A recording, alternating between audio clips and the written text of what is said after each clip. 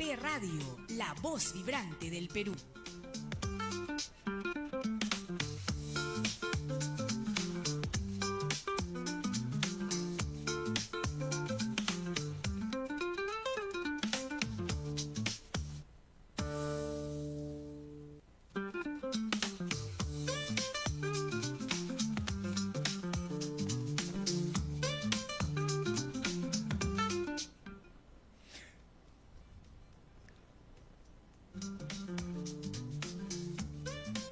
Muy buenas tardes, ¿qué tal compañeros y compañeras? 26 de febrero del 2026, nuevamente con ustedes, Trabajo con Derechos, el programa que le da voz a los sindicatos, programa producido por la Comuna, Asociación de Profesionales al servicio del fortalecimiento sindical. El día de hoy les hemos preparado un programa que espero que les interese, les guste y les sea útil. A pedido de muchos dirigentes sindicales vamos a tocar un tema fundamental y clave en este mes, en enero y en febrero, que es el de los puestos indispensables en caso de una huelga. Para eso vamos a contar con la presencia del ingeniero y perito judicial Luis Enrique Montoya, un especialista en este tema. También tendremos el bloque ¿Quién es quién?, donde ya veremos un nuevo grupo empresarial, será descubierto, será mostrado por nuestro analista Emilio Salcedo. Y finalmente entrevistaremos al joven cientista político Marcelo Vázquez, también estudiante de Derecho de la Universidad Nacional Mayor de San Marcos y de Ciencias Políticas en la Pontificia Universidad Católica del Perú. Entonces, bueno, vamos a ver distintos temas, todos de interés de la clase trabajadora. Sin más preámbulo, entonces, dada la hora, vamos a empezar con la entrevista. Le damos la más cordial bienvenida a Luis Enrique Montoya. Él es, como hemos anunciado, ingeniero y al mismo tiempo es perito judicial para la Corte Superior de Lima.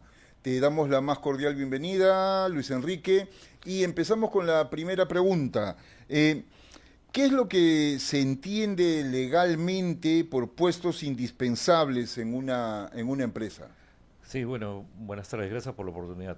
Legalmente, por puestos indispensables, se entiende a los trabajadores que tienen que, durante un evento de huelga, tienen que quedarse a laborar cumpliendo tres de los riesgos que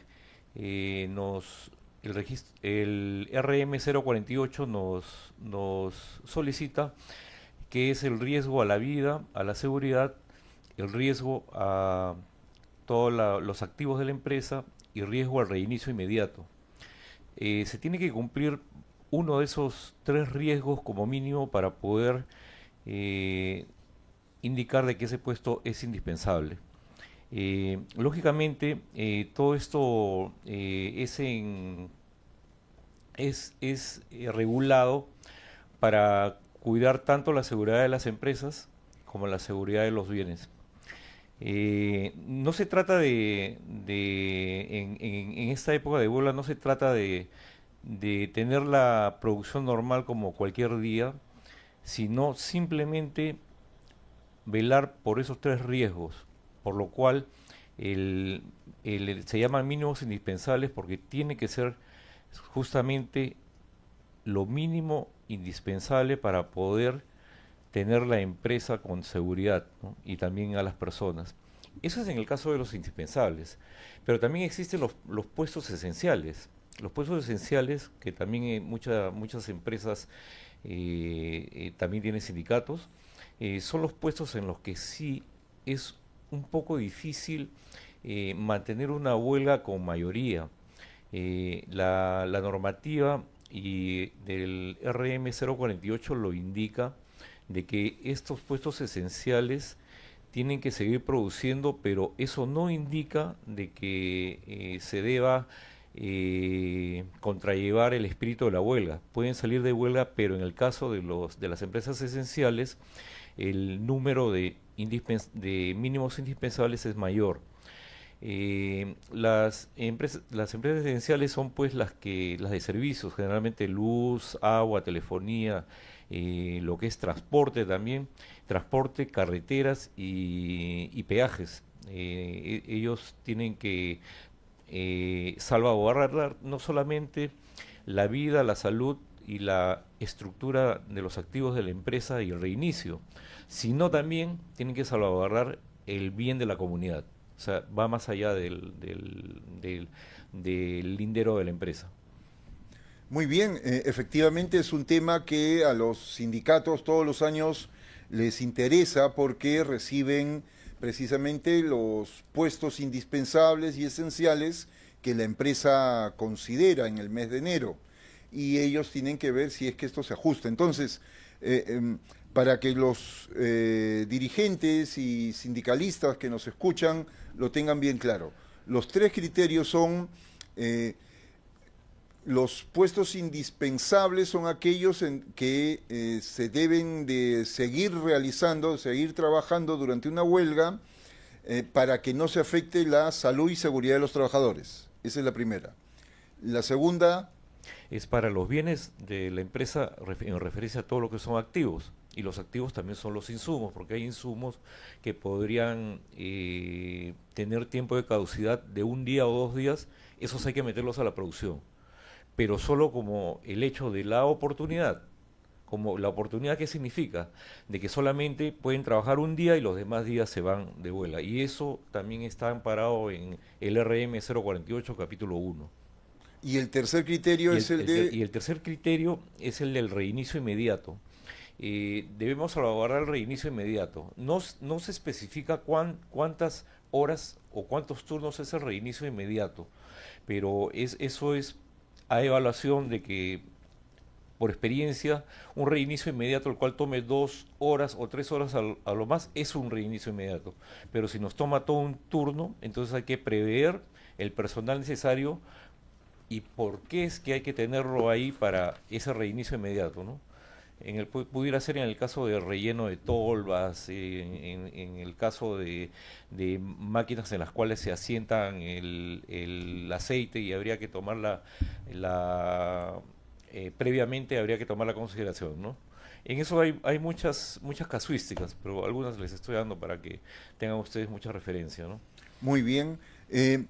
Y los puestos esenciales es en donde hay servicios públicos que la ciudadanía tiene que tener acceso, ¿no? Estamos hablando de hospitales. Hospitales, servicios funerarios, luz, agua, carreteras, servicio público, pero no indica de que nadie se puede ir de huelga porque es esencial. Se pueden ir de huelga. O sea, ahí hay que hacer el análisis técnico para ver cuántas personas son las que realmente se quedan y cuántas no. Por ejemplo, en el tema de los hidrocarburos es un poco delicado, ¿no? Ahí aproximadamente sí se tiene que quedar entre 60 y 70% de trabajadores. ¿Por qué? Porque los hidrocarburos por ley, si bien es cierto, deben tener stock de 15 días, pero eso es para un evento de guerra, de catástrofe, no está considerado la huelga, ¿no? Pero sí, de todas maneras, de acuerdo al análisis, se evalúa cuántas personas son las que realmente en época de huelga deben quedarse para que, si bien es cierto la producción no sea normal, no haya desabastecimiento. Esa es la idea. Y en el caso de transporte, ¿cómo sería? Por ejemplo, la línea 1 del tren eléctrico, ¿no? Que tiene una regularidad, creo que de 7 minutos. Cada 7 minutos pasa un tren. Sí, ha habido oportunidades en que se ha regulado el tiempo de atención, ¿no? El tiempo de atención por las horas punta o por mantenimientos. En este caso, en huelga también habría que hacer una evaluación de los rush hours, las horas punta en la que trabajan estos servicios, para no bloquear la libre circulación de las personas. Pero ahí hay una combinación de trabajo administrativo y trabajo de campo. Hay muchas personas de trabajo administrativo que sí se pueden ir de huelga, porque si bien es cierto, hay áreas de control en la cual pudieran necesitar 20, 25 personas para una producción normal, en una producción con limitación de horas, en este caso el transporte, podríamos reducir también el número de trabajadores, ¿no? Muy bien. Cada caso es muy particular y cada caso merece un análisis certero. Muy bien, sí, efectivamente es un tema bien, bien técnico, ¿no? Sí. ¿Puede la empresa determinar libremente los puestos indispensables? Porque claro, es una de las cosas que los dirigentes nos comentan, ¿no? Que la información que reciben de la empresa pareciera que el 99% de los trabajadores son indispensables. Sí, la empresa no puede decidir libremente el número de personas y puestos indispensables. Eh, como en un inicio lo dije, solamente se necesita lo que realmente justifique para que la empresa no sufra algún daño específico en su infraestructura, en sus activos, o el reinicio inmediato y sobre todo que no comprometa la salud de los trabajadores. Sí he visto efectivamente de que hay empresas que quizás por desconocimiento, no quiero pensar mal, eh, ubican como mínimo indispensable por lo menos el 70% de trabajadores, lo cual indica de que quieren boicotear la huelga. Ahora, si nos ponemos a leer un poco la OIT sobre el cual nos basamos nosotros, la Organización Internacional del Trabajo, eh, hasta un 20% de trabajadores como mínimos indispensables es más que suficiente, en regla general. Bien. Eh, ¿Qué rol cumple la Autoridad Administrativa de Trabajo en este proceso? Sí, la Autoridad Administrativa de Trabajo cumple el rol de control y supervisión. Eh, Ellos mismos pueden decidir y determinar cuáles son los puestos indispensables. Ellos pueden decir, la empresa puede decir A, el sindicato puede decir B y ellos dicen C.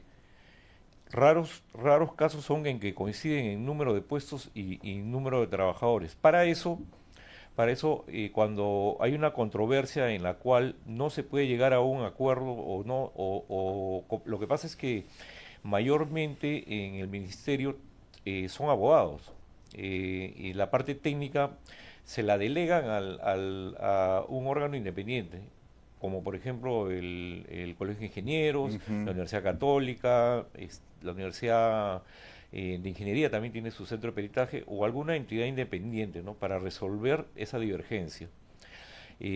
Bueno, acá yo les recomiendo siempre leer el artículo 48 del 2019, que es la resolución ministerial 048 del 2019, que tiene cuatro etapas. La primera parte habla sobre la comunicación de servicios mínimos que la empresa hace anualmente en los meses de enero. Hasta el 31 de enero tiene plazo. De ahí viene la segunda etapa, que es la divergencia, que es la oposición del sindicato a los puestos que la empresa propone o también la impugnación, ¿no? del sindicato. La tercera etapa es las funciones del órgano independiente para solucionar esa divergencia. Y la cuarta etapa es la resolución ministerial que sacan, ¿no? el ministerio y en base a ese número de puestos y personas indispensables es que la huelga se debe proceder legalmente, ¿no? Una de las consultas que hacen los dirigentes que están interesados en llevar a cabo un proceso de divergencia es los costos.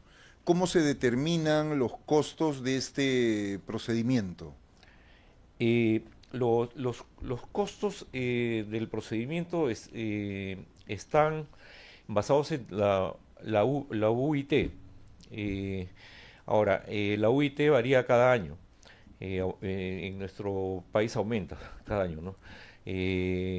el porcentaje que paga el sindicato es la tercera parte de una OIT por cada puesto indispensable, no por cada trabajador, sino por cada puesto indispensable. La empresa paga las dos terceras partes, dependiendo del número de personas y puestos en divergencia, es que ese monto puede ser mayor o menor.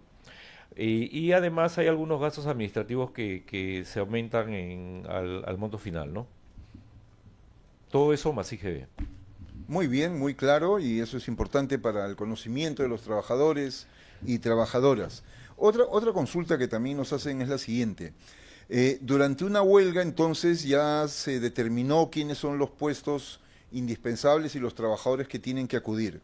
Y hay entonces un trabajador que cuando no hay huelga, desarrolla, digamos que, 4 tareas, pero durante la huelga solamente va a desarrollar lo que usted ha señalado, ¿no? Es salvaguardar el tema de la salud, el patrimonio y el reinicio pronto. La empresa le puede indicar que además haga las otras tareas de producción. No, no debe. En producción normal sí hay la legislación peruana permite de que a un trabajador temporalmente se le dé otras funciones. No especifica cuánto es el tiempo temporal, pero en producción normal. En huelga tiene que asistir solamente a las cosas específicas. Les pongo un ejemplo. Por ejemplo, en época de huelga hay muchas empresas que deciden hacer mantenimiento de su maquinaria. ¿Y qué es lo que se necesita para el mantenimiento de maquinaria? Generalmente se necesitan los técnicos mecánicos, los técnicos electricistas, electrónicos, electromecánicos, bueno, esa combinación de personas que siempre están ahí, pero ellos no pueden arrancar, ni tienen protocolos para pagar ni arrancar las máquinas. Así que, ¿qué es lo que se necesita? El operario de máquina, pero no se necesita el asistente de producción, porque no se está produciendo. ¿Y cuál es la función del operario de máquina? Simplemente en esa época de huelga, asistir en el encendido o en el apagado de máquina cuando se está haciendo mantenimiento. Pero ojo, hay que investigar si ese mantenimiento realmente lo hace internamente la empresa o tienen terceros. Porque si tienen terceros, van a tener menos personal para el arranque y el apagado de máquinas. Ahora, también probablemente no se haga mantenimiento. Hay muchas empresas que yo he visitado en la cual no hay ningún solo trabajador porque las ventas disminuyeron y cuando empiezan a hacer labores es como encender un televisor, o sea, no pasó nada, ¿no? Están tan modernas y tan automatizadas que no pasó nada. Eso también hay que analizarlo. Como les comenté también la oportunidad, ¿no? ¿Cuántas veces se necesita esa persona durante la semana, la quincena o el mes? De repente se necesita una vez por semana, nomás va una vez por semana. ¿Para qué lo vamos a tener todo el mes si solamente el señor tiene que hacer limpieza al comienzo de la huelga y al final de la huelga? Un ejemplo, ¿no? Pero todos esos casos hay que analizarlos. Muy bien, muy preciso, efectivamente. Otra de las preguntas que nos hacen llegar es la siguiente. En una empresa mediana que tenga 2 plantas dentro de la ciudad de Lima, con alrededor de 500 trabajadores en total, ¿cuánto tiempo tomaría que la institución técnica realice el estudio para que determine los puestos indispensables? Sí, lo que sucede es de que el ministerio da 30 días para hacer todo el proceso. O sea, el órgano independiente tiene que correr para hacer la propuesta técnica y económica a ambas partes, ¿no? Y eso pues hay unas etapas en las cuales pues las previas, ¿no? Hay que reunirnos con el sindicato, con la empresa, algunas dudas que se tiene de la documentación que nos llegó del Ministerio de Trabajo o que quizás no está muy inteligible, ¿no? Y eso toma días. Y la respuesta de ellos, si hay una observación, estamos esperando la respuesta de tanto el sindicato como de la empresa, y a veces no es inmediato, ¿no? Por eso, usualmente, lo que se está viendo es de que cuando ya se aceptó la propuesta técnica y económica por ambas partes, desde ese momento, y ya se tienen toda la documentación precisa, desde ese momento son 15 días hábiles, son 15 días hábiles para poder entregar el informe. Como es un equipo el que trabaja en el órgano independiente, es bastante viable esos 15 días. Muchas veces ha ocurrido también de que la empresa es tan grande, que estamos hablando pues, de 3.000 trabajadores, por ejemplo, y yo he trabajado en empresas de 3.000 trabajadores y que tienen 600 puestos, pues, ¿no? Ahí sí hay que pedir una extensión, que sí la da el ministerio generalmente, ¿no? Lógicamente es por la envergadura del trabajo que hay que hacer, ¿no? Y aunque a veces las empresas impugnan de que no, que mucho tiempo, se pasó el tiempo, y la verdad es que cuando hemos conversado con el ministerio lo que quiere es el informe, ¿no? O sea, que se realice el informe, o sea, no hay que buscarle 5 patas al gato, ¿no? Queremos hacer un buen trabajo, esa es la idea. Muy bien, muy bien. Finalmente, ¿qué recomendaciones podrías dar a los sindicatos para que cuando estén decididos a iniciar el proceso de divergencia, este sea exitoso? Ya, yo más bien, yo les recomendaría a los sindicatos la previa. O sea, ¿qué es lo que pasa? De que el artículo 8.2 de la RM 048, que está en el capítulo 1, indica de que ambas partes en realidad tienen que hacer su informe técnico. La empresa hace su informe técnico, la cual por ser el ente productivo pues paga una cantidad bastante significativa por ese informe técnico, ¿no? Y y muchas veces el sindicato no hace y simplemente dice no, no, cero, cero, no, no, no, no, eso no es un informe técnico. Y ahí se basa en el 8.2 el ministerio, ¿para qué? Para que simplemente la divergencia no vaya. ¿Y quién hizo el informe técnico? Hizo la empresa. Entonces si la empresa lo hizo, entonces va por ahí el análisis de los puestos indispensables. O sea, eso hay que tener muy en cuenta. Yo sé de que es costoso, bueno, por ahí pudiera haber una tarifa social para el sindicato, pero háganlo. Si no lo hacen, se pueden someter a que la empresa pues salga favorecida, ¿no? Que eso lo dice la norma. Eso está en la norma, está en el 8.2, revísenlo. Y ha ocurrido, he visto casos en que ha ocurrido. Y la idea pues es tener pues la cantidad justa de trabajadores, pero haciendo el análisis previo, ¿no? Y bueno, y que todos entendemos que el derecho a huelga es fundamental, pero su defensa pues tiene que hacerse con argumentos totalmente técnicos, ¿no? Muy bien, muchas gracias, Luis Enrique. Ha sido muy importante esto para conocimiento de todos los dirigentes que precisamente en estas semanas están terminando sus informes para la divergencia. Ha estado con nosotros Luis Enrique Montoya, él es perito judicial en la Corte Superior de Lima, ingeniero y experto en estos temas de puestos indispensables y divergencia. Muchas gracias. A ustedes, muchas gracias. Hacemos una breve pausa y regresa aquí ya Emilio Salcedo con su bloque ¿Quién es quién?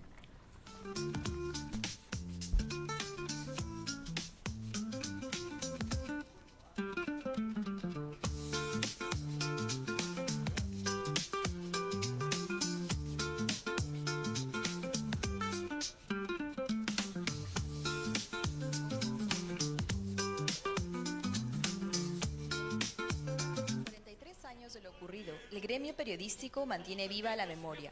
Uchurajay sigue siendo una herida abierta de nuestra historia reciente. 8 periodistas y un guía partieron en busca de la verdad y no regresaron, pero permanecen presentes por su valentía y la huella que dejaron en el país. Hoy te invitamos a ser parte de un ejercicio imprescindible de memoria, visitando la muestra fotográfica Uchurajay no es pasado, que se presenta durante todo el mes de febrero en la Asociación Nacional de Periodistas del Perú, en la sala de exposiciones Melissa Alfaro, ubicada en el Jirón Huancavelica 320 en el centro de Lima.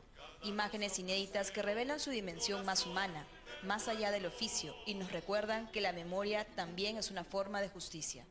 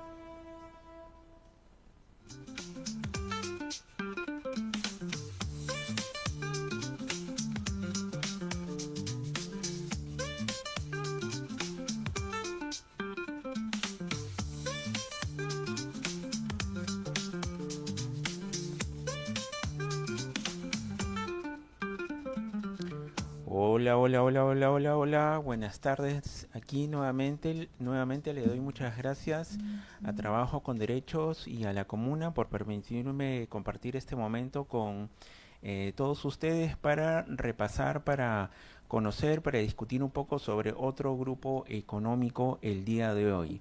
El día de hoy tenemos un encuentro con el grupo Arca Continental y su representación en el Perú. No sé si me pueden ayudar con las diapositivas. Sí, exactamente, vamos con la primera, aquella la portada. Bueno, hablar de Arca Continental nos lleva a hablar de todas maneras de Inca Kola. Inca Kola ha sido por mucho tiempo un ícono nacional, la bebida de sabor nacional, y bueno, para todos los peruanos y peruanas sabemos que todo lo relacionado a los alimentos es importante, ¿no? Entonces, sigamos con la siguiente, por favor. La historia que vemos a continuación en esta lámina es una historia que podemos segmentar en tres secciones. La anterior, por favor, esa misma. Sí, que podemos segmentar en tres secciones. La primera sección nos habla acerca del proceso de crecimiento paralelo que siguieron tanto por un lado Coca-Cola, que es la bebida que es embotellada por Arca Continental. Cabe mencionar que es uno de los principales embotelladores de Coca-Cola a nivel mundial, y también Inca Kola, ¿no? Inca Kola aparece en el año 1935 cuando se celebraron los 400 años de la fundación de Lima. Luego tenemos una segunda sección que es la consolidación y el acercamiento, ¿no?, de ambas empresas. Y finalmente tenemos una tercera sección en donde ya vamos a tener la confluencia y la fusión por adquisición de ambas empresas, ¿no? El año 1999 va a ser un año clave, y finalmente desde el 2015 en adelante ya Arca Continental va a tener una propiedad y control sobre Inca Kola y la va a haber absorbido hacia su portafolio de productos, ¿no? Vamos ahora con la siguiente lámina, por favor. La siguiente. Gracias. Ok. Con esta lámina podemos ver la presencia y operaciones de Arca Continental en las Américas, ¿no? Su núcleo, el corazón de sus operaciones está en México, pero también tiene operaciones en Estados Unidos, en Sudamérica, en Ecuador, en Perú y en Argentina, y tiene un liderazgo exclusivo en la región andina, como podemos ver, tanto en Ecuador como en Perú. Arca Continental es la empresa encargada del 100% de la distribución de los productos de Coca-Cola en nuestro país. Y en Ecuador, ¿no? En el caso de Argentina tiene el 25% del mercado, tiene otros competidores que también distribuyen esta bebida. En Estados Unidos tiene un porcentaje,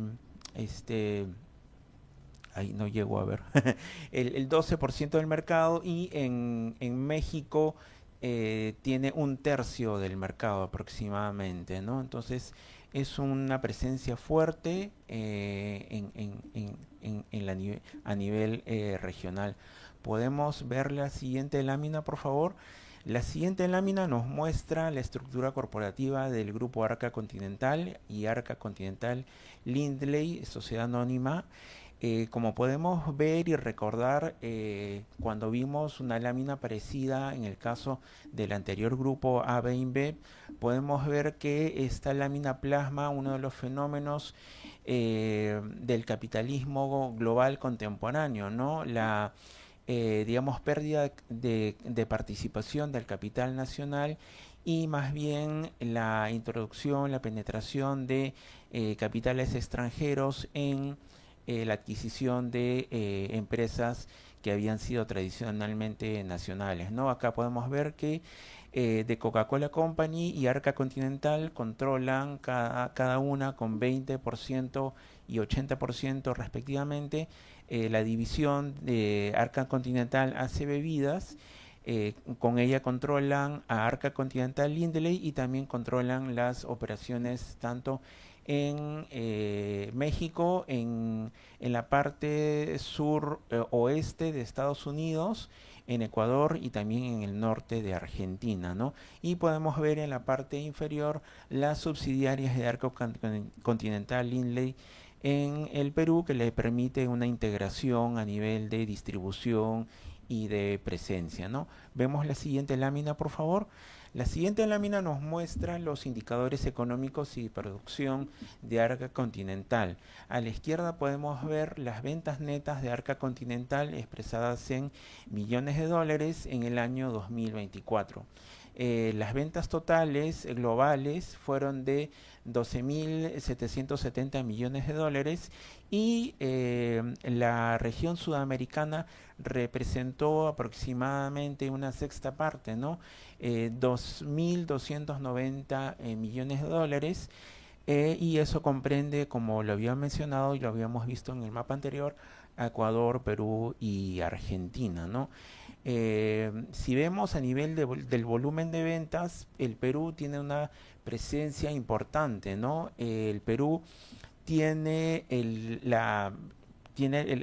tercer nivel de participación en las ventas totales de Arca Continental a nivel de todas sus operaciones.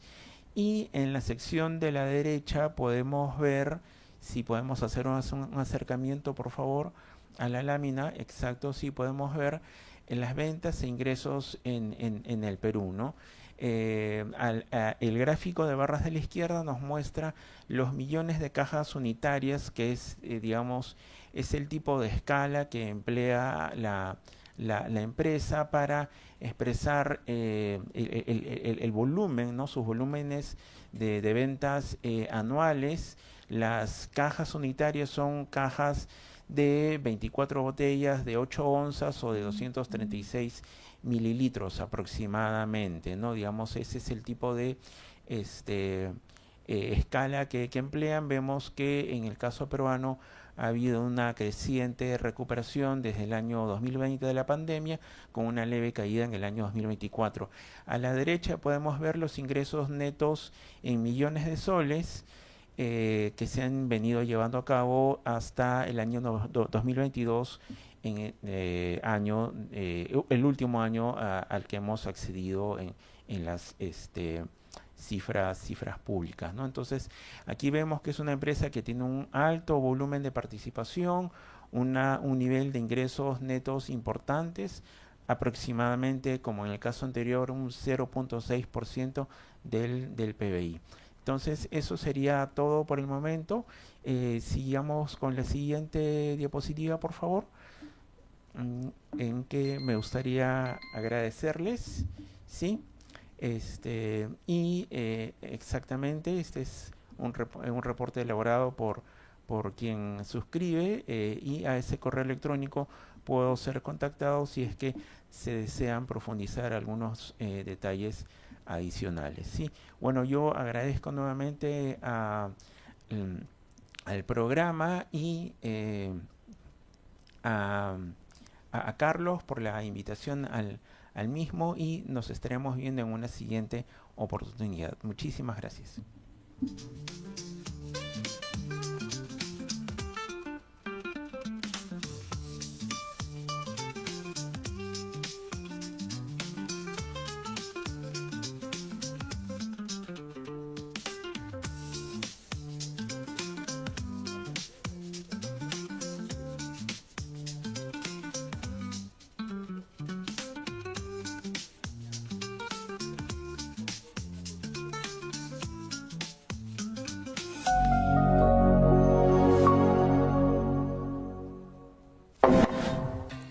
Desde este sábado de 9 a 10 de la mañana, Mujeres con Voz, un programa creado especialmente para las mujeres de hoy, por las ondas de ANP Radio.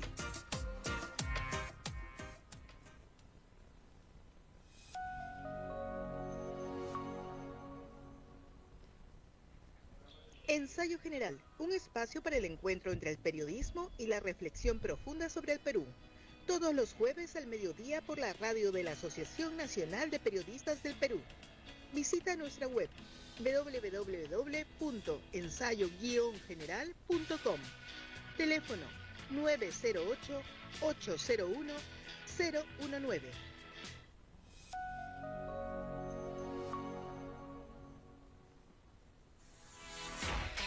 Atención, tenemos noticias que te harán vibrar de emoción. Vive y Vibra cambia de horario. Desde este 28 de febrero y todos los sábados a las 11 de la mañana.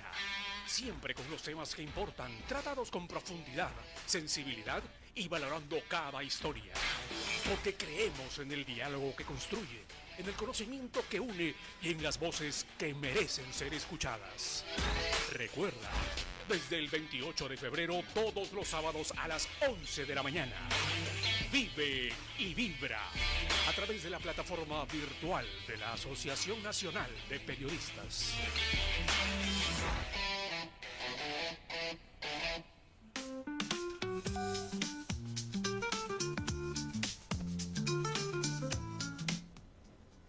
Muy bien, gracias a Emilio por el importante bloque y conocemos un poco más de este gran grupo comercial económico de Arca Continental.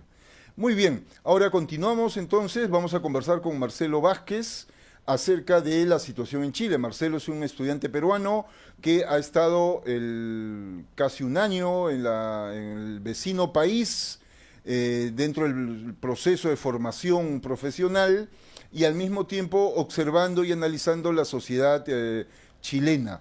Te damos la bienvenida, Marcelo, y la primera pregunta es la pregunta general. ¿Qué es lo que está pasando en Chile? Después de un gobierno como el de Boric, termina la sociedad chilena eligiendo a la antípoda, al candidato de la derecha? ¿Cómo se puede entender y explicar esta situación?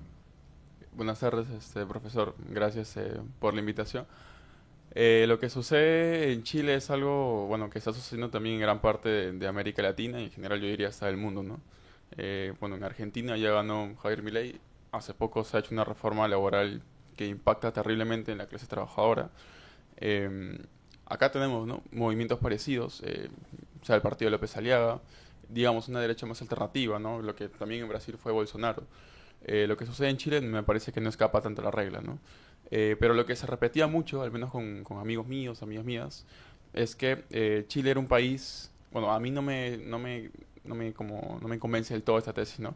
Pero es como un país intermitente, ¿no?, que gobierna la derecha, después la izquierda, la derecha, o sea, Piñera, Bachelet, Piñera, y en este caso Boric, ¿no? Y ahora le tocaría a Kast. El tema es que yo no creo que sea un gobierno de derecha ya, es un gobierno de extrema derecha que amenaza la institucionalidad misma de Chile, ¿no? Que amenaza incluso con salirse, o sea, con criticar y retirarse incluso, o tratar de todos los tratados con respecto a los derechos humanos, por ejemplo, ¿no? Y claro, o sea, el clima político en Chile es bien polarizado, ¿no? Por un lado tienes a la Frente Progresista, digamos, ¿no?, el Partido Socialista, el Partido Comunista, el Frente Amplio, la izquierda chilena, digamos, y por otro lado tienes a la derecha chilena, ¿no?, que podría ser donde está pues Matei, Parisi, y existe también un bloque, y yo eso creo que es lo que más me preocupó de la elección chilena, que es la extrema derecha chilena, ¿no?, que ya, bueno, ya ganó Kast, ¿no?, que tiene una agenda abiertamente de extrema derecha, podríamos catalogarlo así, pero había otro candidato que pasó tal vez desapercibido, pero yo recuerdo que cuando vi la primera vuelta y ganó Janet Jara, había un candidato que había quedado en cuarto, creo que en cuarto o quinto lugar, no recuerdo, pero era Kaiser. Y Kaiser tenía una agenda abiertamente golpista, abiertamente pinochetista, al igual de pinochetista que Kast, pero él sí tenía una agenda mucho más radical, más golpista, y tenía un gran porcentaje. La idea era que Janet Jara gane en primera vuelta, cosa que no pasó, y yo recuerdo que cuando lo vi en un café con unos compañeros, unas amigas, y en realidad como que todos salieron decepcionados. Yo no entendía por qué, pero me explicaron que el plan era que gane en primera vuelta, porque en la segunda se iban a unir los votos de Matei, los de Kast, los de Kaiser, posiblemente los de Parisi, ¿no? Entonces lo que buscó Jara, por ejemplo, fue de alguna forma ganar los votos de Parisi, ¿no?, los de Matei, pero bueno, no se logró en la segunda vuelta. Una diferencia casi de un 17%, que es bastante, ¿no? Bien, Una primera observación también acerca de las izquierdas, tú que has estado allá y aquí también, si pudiéramos comparar las izquierdas peruanas con las izquierdas en Chile, ¿qué similitudes y qué diferencias podrías tú señalar? Bueno, la primera gran diferencia es que en Chile hay partidos de izquierda, ¿no? Acá en Perú no hay partidos de izquierda, por más que, bueno, que intentemos o que creamos que existe uno, no lo hay. En Chile existe un partido comunista que es histórico, con Recabarren, o sea, que tiene una trayectoria histórica. Bueno, han militado muchos personajes sumamente importantes en la historia de Chile, ¿no? Desde artistas como Víctor Jara o Violeta Parra, ¿no? El apoyo incluso de Inti Limán y de grupos como Quilapayún, a poetas, ¿no? Como Pablo Neruda, etcétera. Entonces ha sido un partido histórico, un partido de base, ¿no? Orgánico, y eso es algo pues que Perú no tiene, bueno, o ya no tiene, o bueno, lo más cercano podría ser con Mariátegui, ¿no? El Partido Socialista, pero que, bueno, murió hace mucho tiempo, en mi opinión. Por otro lado, y claro, la JC, que es la Juventud Comunista de Chile, es la que tiene el mayor porcentaje, creo, de militantes jóvenes en Chile. Eso es un tema muy... O sea, es algo que es extremadamente distinto al Perú, ¿no? Después sí el Partido Socialista, ¿no?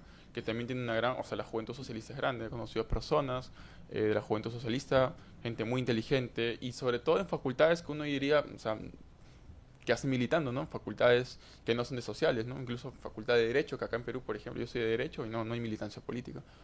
También está el Frente Amplio, ¿no? Que es más progresista, etcétera. Pero existe esta idea, ¿no? De la coalición de las izquierdas, las primarias, ¿no? Donde gana Jara, y donde antes ganó Boric, ¿no? Para ganarle la elección a Kast. Cosa que en Perú no hay, ¿no? En Perú hemos tenido, bueno, movimientos, Unos por el Perú, Nuevo Perú, Patria Roja, ¿no? Pero bueno, no es ni de lejos un partido grande organizado. Yo recuerdo que fui con mis amigos de intercambio, ¿no? A otros países, a Valparaíso, y todos impresionados porque en realidad la influencia del Partido Comunista de Chile es transversal a la historia de Chile, ¿no? No es un partido que solamente aparece en elecciones, sino es transversal. Uno se da cuenta que la organización, por ejemplo, de ese partido es grande, ¿no? La organización del Partido Socialista también es grande. Ahora, existen ese grupo de la izquierda institucional, también existe una izquierda, digamos, no institucional, ¿no? Que, por ejemplo, podría ser el MIR, ¿no? Que es la herencia, pues, de Miguel Enríquez, que tiene fuerza también, que no es tanta como la izquierda institucional, pero existe, ¿no? También existen, pues, grupos estudiantiles, existen grupos anarquistas que, bueno, existen, ¿no? O sea, al margen que estemos o no de acuerdo, existen. Acá en Perú, por ejemplo, existen, pero son muy pocos. Es poco o nada. Entonces, para empezar, el tema de la organización es totalmente distinto en Chile. O sea, la gente milita desde los 14, 13 años. Y acá en Perú, gente tiene 24, 23 y nunca ha militado, no quiere militar, no tiene interés en militar. Y es preocupante, ¿no? Y wow, algo que a mí me generó como bastante... O sea, cuando yo llegué a Chile, me di cuenta... O sea, llegué justo cuando vi una toma, al parecer, en un colegio, en un liceo. Y claro, o sea, eran estudiantes de colegio. Y habían cerrado una calle completa en Chile, ¿no? Y yo no entendía qué pasaba, porque o sea, la gente del colegio hacía esto acá en Perú, como eso es algo que ya no sucede hace mucho tiempo. Entonces, esa es la diferencia, y también creo, ¿no? Que la izquierda chilena tiene posibilidades de ganar, ha ganado, ha tenido proyectos, ha tenido una visión, ¿no? Acá en Perú, lamentablemente, la izquierda, pues, por un lado, digamos, sinceramente ha sido perseguida, ¿no? O sea, no se puede uno organizar acá en Perú tranquilamente, ni la izquierda institucional, menos la izquierda que no es institucional. Tampoco hay cooperación, no hay mucha visión a futuro de elecciones, o más allá incluso de las elecciones. Y también creo que, bueno, la similitud que podría encontrar es que tanto en Chile como en Perú, y creo que en el resto de América Latina en general, y en general creo que diría hasta gran parte del mundo, la izquierda si sabe que va a perder, acepta la derrota. Y eso es algo que ha pasado, ¿no? Con Jara, por ejemplo, ella felicitó a Kast, pese a que la agenda de Kast es abiertamente antiderechos, antidemocrática, contra la institucionalidad. Entonces, es como aceptar una derrota, pero con un tema de superioridad moral, ¿no? Y al final, claro, no pierde la izquierda como el partido, pierden los trabajadores, pierden las clases más bajas, los estudiantes también, etcétera, ¿no? Entonces creo que va por ahí. Además, no creo que tampoco sea algo solamente no creo que sea una excepción a la norma, no creo que es algo que está pasando en el mundo, es un retroceso en general, ¿no? Frente a una extrema derecha que tiene voluntad de poder y que si dice voy a ganar a como dé lugar gana, ¿no? Bien, sí, interesante. Efectivamente, la despolitización de la sociedad peruana es muy notoria cuando miramos fuera de nuestras fronteras. Lo que tú señalas nos dice pues de una sociedad, la sociedad chilena, donde sus ciudadanos están mucho más politizados, mucho más informados, conocen y defienden organizadamente sus derechos, ¿no? Cosa que aquí es mucho más complejo, mucho más difícil, porque hay también salidas más individuales, ¿no? Y esta despolitización nacional y esta politización chilena, a tu juicio, que has estado en medios universitarios, se traslada también a la academia. ¿Cómo es la academia? ¿Cómo es los profesores universitarios? ¿La universidad es una universidad también politizada? Yo recuerdo que acá en Perú me junté con un profesor de una universidad privada y empezamos a hablar porque él también había ido a Chile, ¿no? Y me decía algo bien curioso, ¿no? Me dijo, yo estudié en Valparaíso y después me fui a estudiar a Bogotá, y en todas las universidades grandes que habían siempre había mensajes políticos, veía comunidad en la universidad, veía desde cosas tan simples, ¿no? Como pintas de equipos deportivos hasta pintas políticas, incluso poemas en las paredes, ¿no? Cosa que, por ejemplo, en Perú no hay, ya no hay, al menos, ¿no? O sea, algo tan básico como, no sé, pues, no existe esa idea de comunidad universitaria, creo yo. A mi juicio, creo que con el contraste que he encontrado en Chile, no lo hay, ¿no? O sea, yo que estoy en la Facultad de Derecho, o sea, la politización es mínima, son muy pocos, pero los pocos que son, sí, son personas que tienen una buena formación, que se han dado el trabajo y han sacrificado tiempo para formarse bien, ¿no? Y apoyar, por ejemplo, a que nuestra facultad en San Marcos sea un poco más crítica, más abierta, ¿no? Que no está mal. Yo recuerdo que acá en Perú no existía un grupo de teoría crítica en derecho, o sea, era algo básico, ¿no? Que es como en todos los países del mundo hay. En Inglaterra, en Alemania, en Estados Unidos, acá en América Latina estaban pues Argentina, Chile, Brasil, Colombia, México, y en Perú no había. Entonces, con unos compañeros de la universidad estamos diciendo, pucha, ¿por qué no sacamos algo un poco más interesante, más interdisciplinario, no tan técnico, no tan pragmático? Lo intentamos sacar, estuvo interesante, leímos una literatura alternativa, ¿no? Digamos, más garantista, de derechos humanos, también temas de cambio climático, feminismo, marxismo, etcétera, ¿no? Como diversificamos un poco la literatura jurídica que había en el mundo, ¿no? Y cuando yo me fui a Chile, me di con la gran sorpresa, un poco de sarcasmo, o sea, yo me fui por eso, porque sabía que la academia en Chile era mucho más rica, era mucho más avanzada, y encontrar cursos como filosofía de los derechos humanos,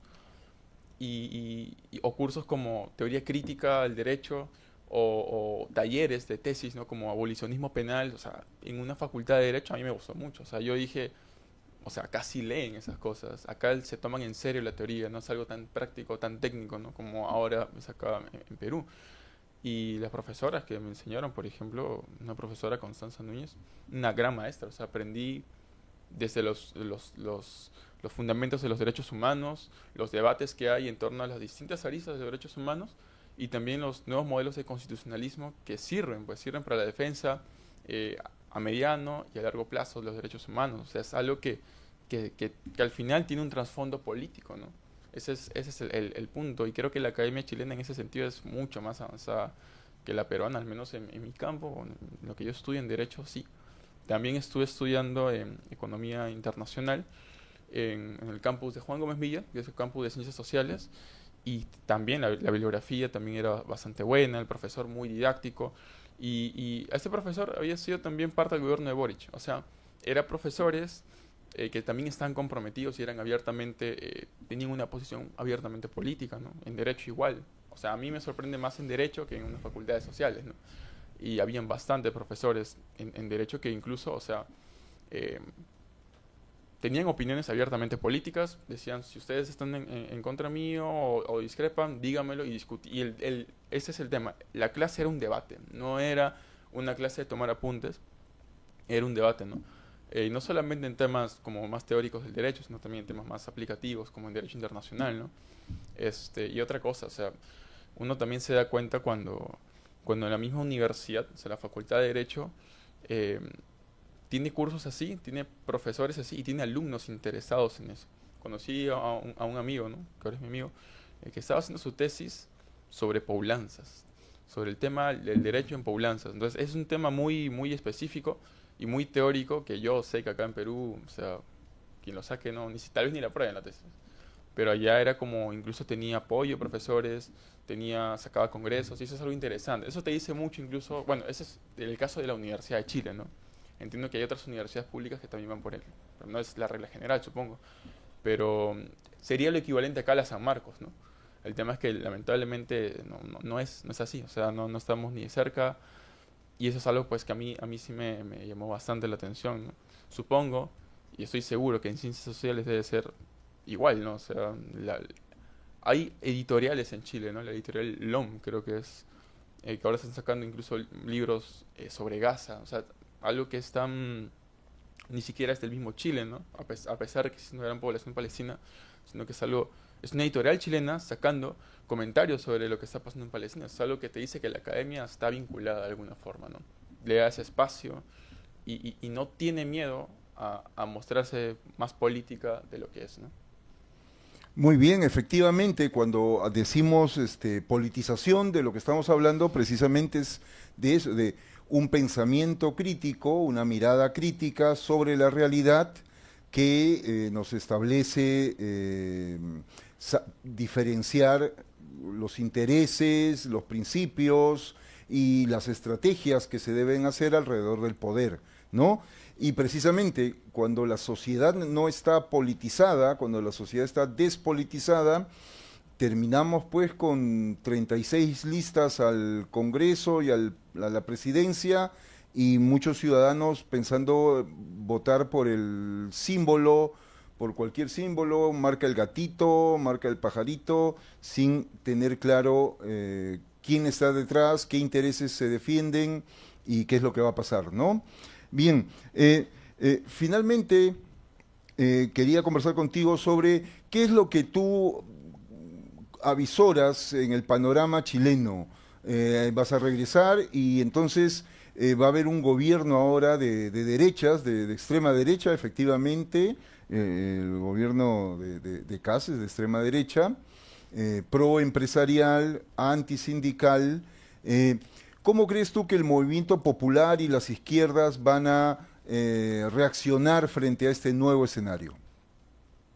La verdad, o sea, como vemos el panorama, y yo le hacía la misma pregunta a mis amigos chilenos, que eran amigos que no estaban militando, amigos que militaban, amigos que habían militado, y amigos de diversas facultades, y la mayoría me decía, no sabemos. Entonces, ese es el panorama que yo también les dije, o sea, si no saben, solamente van a resistir. Me dice, parece que sí. Yo creo que a diferencia del Perú, en Chile las instituciones funcionan mejor, funcionan al menos, ¿no? Y son democráticas en el sentido de que no están tomadas, ¿no? Lamentablemente en el Perú eso ya es más que obvio, ¿no? Y las instituciones de alguna forma pueden resistir y van a resistir a lo que haga acá, pese que ganó el Parlamento también. Y mis amigos, al menos, de la universidad me decían que lo que más temen, por ejemplo, es el tema del recorte de la gratuidad, ¿no? Que es de la enseñanza, que, o sea, que ha sido una lucha histórica. Incluso Boric creo que nace en ese contexto, ¿no? El de la revolución de los pingüinos, creo. Y posteriormente también el estallido social, o sea, los estudiantes o el movimiento estudiantil chileno también ha sido transversal a la historia, al menos del siglo XXI, ¿no? En Chile. Y lo que ellos temían es que esa gratuidad de la enseñanza que había costado mucho se quite, ¿no? Por un lado, en el tema estudiantil eso, ¿no? En el tema, por ejemplo, más de género también, el recorte con todos los recortes a los derechos de las mujeres, ¿no? Incluso el derecho al aborto, incluso en caso de violación, etcétera, ¿no? Incluso a la píldora. O sea, el señor es como realmente es ultra conservador, ¿no? En lo que respecta, por ejemplo, a los mapuches, ¿no? Que es un tema que no se habla mucho y yo no sabía, yo aprendí eso ahí directamente con mis amigos cuando me contaban qué pasaba en el sur de Chile, y al parecer hay un estado de sitio que se ha mantenido, ¿no? O sea, hay una lucha mapuche frente a las forestales, ¿no? Yo recuerdo que hice un pequeño viaje al sur con mis amigos para conocer, ¿no? Turísticamente Conguillo, que era un lugar en Chile muy bello, y había muchos grafitis mapuches como incendio de las forestales, Y era una lucha directamente contra ciertos grupos empresariales, ¿no? Que es un estado de sitio. Y Boric ya Kast ya ha dicho que va a ser duro. O sea, eso sí no va a dar un paso atrás. Incluso lo va a endurecer más. Y hay algo que no se habla mucho también de lo que está pasando en Chile, y es el tema de los migrantes. Yo recuerdo que cuando yo pensaba regresar por carretera, con unos amigos queríamos conocer el norte chileno, ¿no? Y regresar en carretera. Y veo que Kast le dice al entonces presidente Yeri que colabore con el tema de las fronteras para que los venezolanos regresen a Venezuela por Perú si no quieren tener sanciones económicas y diplomáticas con Chile. Entonces, creo que hubo un apoyo también de Yeri, ¿no? De Yeri, y el tema es que, muchos migrantes ese mismo día estaban ya en la frontera, ¿no? Y en Chile, sabemos que en Chile la delincuencia, Santiago de Chile es como la ciudad más segura, creo, de América Latina, pero existe un poder mediático muy fuerte que crea esa sensación de inseguridad, ¿no? Es criminología mediática, ¿no? Es crear esa sensación de inseguridad en la población, asustarlos, y con eso justificar pues violaciones a los derechos humanos, justificar lo que todos los candidatos creo que están diciendo, ¿no? La gran mayoría, mano dura, ¿no? Y eso es lo que planteaba Kast. O sea, gran parte de la victoria de Kast, y mucha gente de la clase trabajadora votó por Kast por esa consigna, ¿no? De que el migrante es finalmente el delincuente, que el migrante es el enemigo, ¿no? O sea, el enemigo, es otra vez esa dicotomía, ¿no? Amigo-enemigo. O sea, él es el enemigo, él es el culpable, él te quita el trabajo, no el empresario. Entonces, eso sí se ha creado con fuerza. Y claro, en el movimiento sindical sabemos que en Chile la sindicalización es baja, que la gran parte de organizaciones sindicales son mineros, ¿no? Porque sabemos que el Chile se mueve por el cobre, ¿no? Yo cuando fui a Calama era solamente cobre. Y ahí sí había un movimiento sindical fuerte. También con la victoria de Kast hay otro recurso sumamente importante que gana, digamos, geopolíticamente, lo gana el capital norteamericano, que es el litio, ¿no? El triángulo de litio que sea entre Bolivia, entre Argentina y Chile, ¿no? Entonces, ese control de los recursos es importante, ¿no? Porque quienes trabajan finalmente en la extracción de esos recursos son los trabajadores mineros, que en Chile sí están sindicalizados. Pero el problema es que, claro, el tema de la negociación colectiva, por ejemplo, va a ser, pues, van a tratar de que esa negociación ya no sea tan colectiva, ¿no? Van a tratar de disgregarlo, que es un derecho fundamental. O sea, al final el proyecto o el plan de Kast es un retroceso a los derechos fundamentales, ¿no? En toda la sociedad chilena, ¿no? Sí, es claro, hay una suerte de guión de la derecha internacional para ir ganando espacios, ¿no? Construyendo efectivamente enemigos, y la migración es uno de sus temas que levantan ellos. Y había antes la xenofobia contra los peruanos en Chile, y ahora es contra los venezolanos, y así sucesivamente, este guión de la extrema derecha. Pero tienes razón cuando dices que la institucionalidad del Estado chileno es mucho más sólida que algunos otros países de la región, y mucho más que los otros.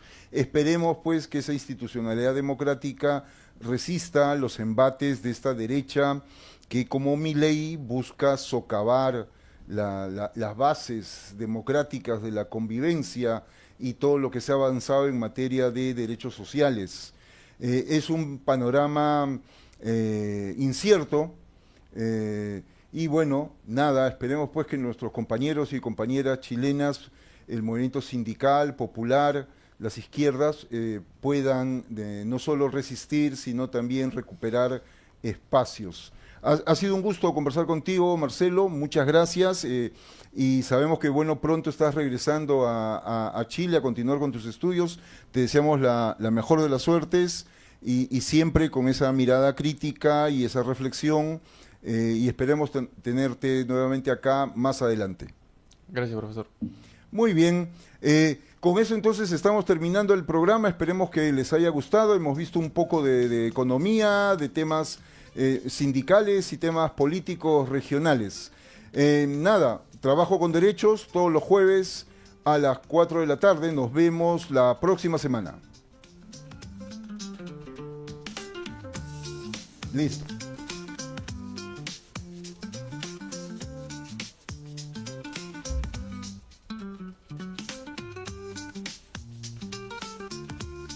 ANP Radio, la voz vibrante del Perú.